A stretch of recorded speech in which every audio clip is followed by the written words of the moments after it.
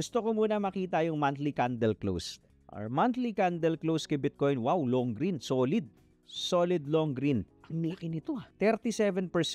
February 2024, 43% yung inakyat. And then we corrected. Hanap tayo monthly. October 2021, 39% ang inakyat and then we corrected. Nasaan dito yung December? Ito, November, October, November, 28%. 8% lang no November. Hindi, last year to Hanapin ko yung last halving. November 2020, 42%. Almost similar. Pag zoom in natin to, ito po yung candle nung November 2020, halving year din po yan. It went up 42%. The following month, it went up by 47%.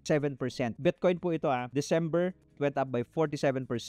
January, 14%. March, February, 36%. And then March, another 29%. So ito pong total run na to, kung hindi ako nagkakamali, almost 200% ito. 280. So nandito tayo. So ito yung candle natin. So are we expecting another long green ng December? Pwede ba nating gawin ulit na ang layo nito pag 47% ng December? Mga nasa 130, 140 si Bitcoin ng December. Sabi mo na plus minus, no? Sabi mo na nasa 40%, mga 130 somewhere here ang Bitcoin price. By December po yan Tignan natin kung gagayahin niya to. But if you take a look at this chart, pag halving year niya, yung mga months puro long green candle until March. Pagdating ng April, red na siya.